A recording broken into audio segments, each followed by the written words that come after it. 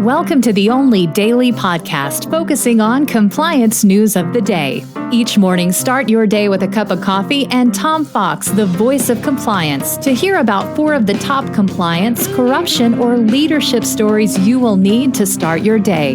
The Daily Compliance News is a production of the Compliance Podcast Network.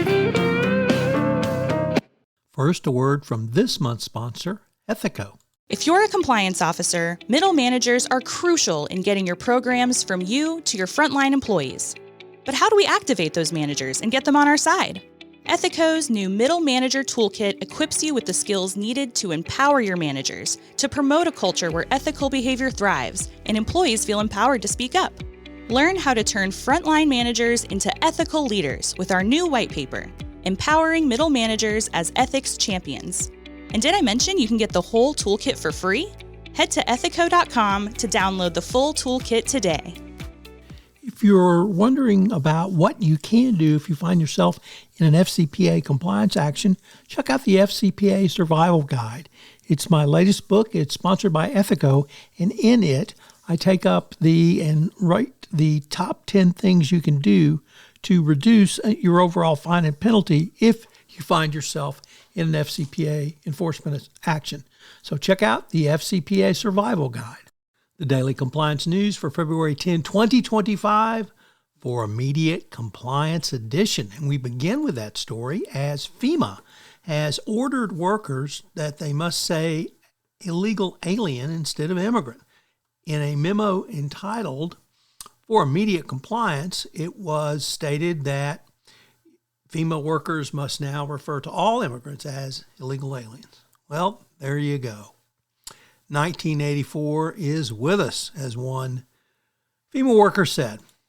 Next up from the New York Times, it reports that an email to staff to the Consumer Financial Protection Bureau, a bureau created by Congress, the agency's acting director ordered all workers to cease all supervision and examination immediately, i.e. all work. So it stops all of the agency's operation. And of course, this is an illegal act, as this is a congressionally mandated agency, but the Trump administration doesn't really seem to care about legality. Next up, and if you want to think legality is further out the window, well, it turns out that Elon Musk is now directly referring persons to U.S. attorneys for investigation and potential prosecution. Ed Martin, President Trump's top federal prosecutor in Washington, announced on Friday he had launched an investigation into government employees accused of stealing property and making threats based upon a referral from Elon Musk. So, Elon Musk continues his takeover of the U.S. government. And finally, in something a little closer to traditional compliance, it appears McKinsey partners are debating whether they should do business in and with China as U.S. tensions arise. They've been questioning the consulting giant's practices or presence in China, worrying that doing business there may not be worth the risks. Well, it's interesting that McKinsey, of all people, would consider this, but perhaps after their massive FCPA resolution, they see that doing business with companies and countries in companies which are competitors with the U.S. and antithetical to President Trump may put them in a difficult position. I think many U.S. companies may need to make this evaluation going forward as well. Happy Monday. At the start of this podcast, the sponsor for the entire Compliance Podcast Network is Ethico.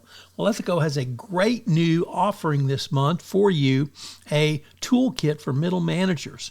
This is something that you, as the compliance professional, can use to move your compliance program forward by giving middle managers the skills necessary to answer a call for speak up or when someone comes in their office and raises a concern. I can't think of a tool that will be more valuable for you in the current era of enforcement. The Daily Compliance News is a production of the Compliance Podcast Network and a proud member of C-Suite Radio. Thanks so much for listening. I hope you'll join me again tomorrow.